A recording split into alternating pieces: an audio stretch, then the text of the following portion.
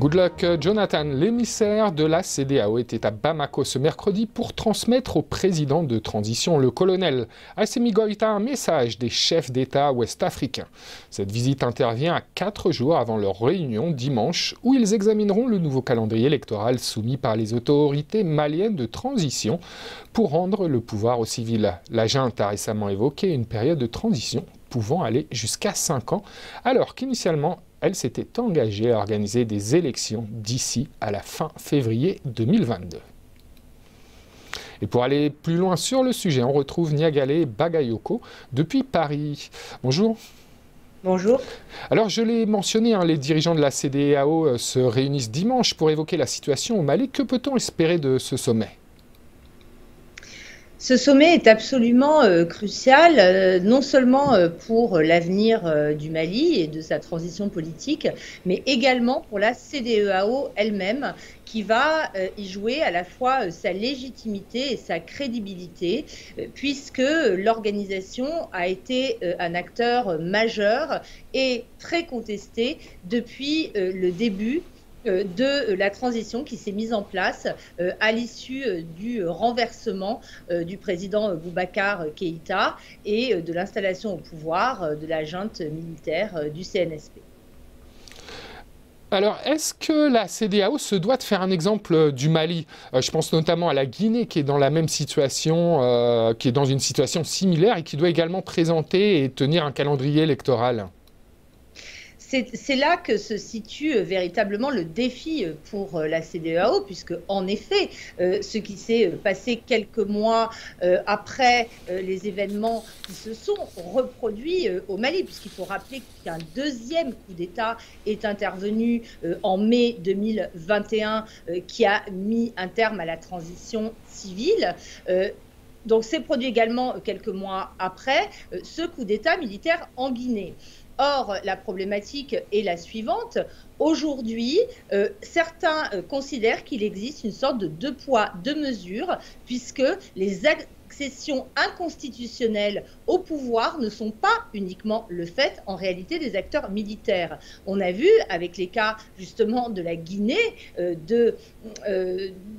et de la Côte d'Ivoire, que les présidents en place ont procédé à des modifications constitutionnelles très contestées pour prolonger leur présence au pouvoir. Et le président Alpha Condé a été renversé au motif de la constitutionnalité de sa présence.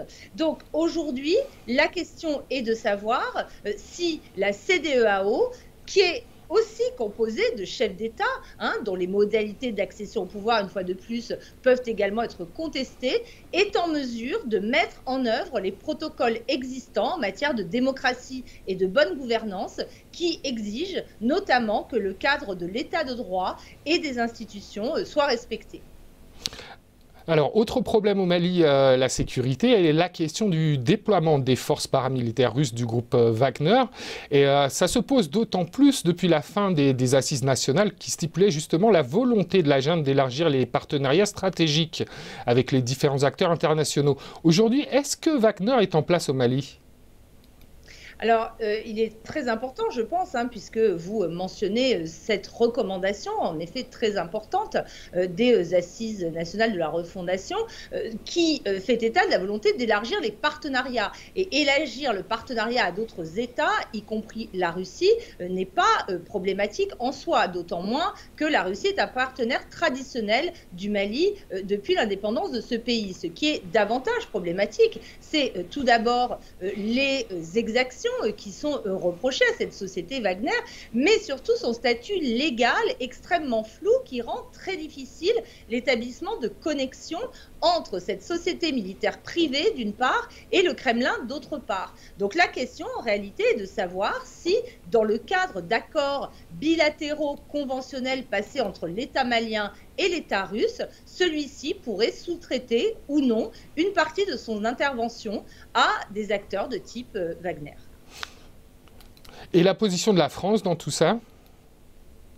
La position de la France a varié, elle a tout d'abord fixer une ligne rouge à l'arrivée du groupe Wagner, comme elle l'avait d'ailleurs fait à propos de son refus de voir les autorités maliennes engager quelques négociations, que ce soit avec des groupes djihadistes, comme elle l'avait également fait à propos du respect des délais prévus pour la tenue des élections, donc en février 2022. Et donc, elle a de nouveau fait à propos de l'arrivée de cette société Wagner, en faisant savoir que cette arrivée serait absolument incompatible avec le maintien de sa présence sur place.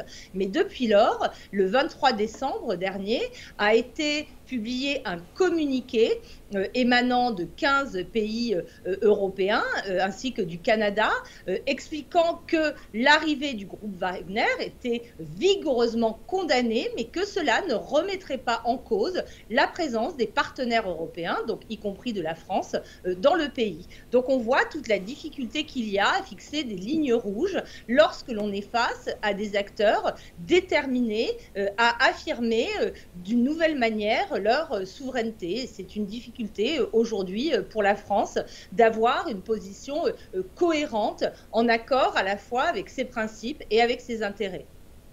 Niagale Bagayoko, merci à vous.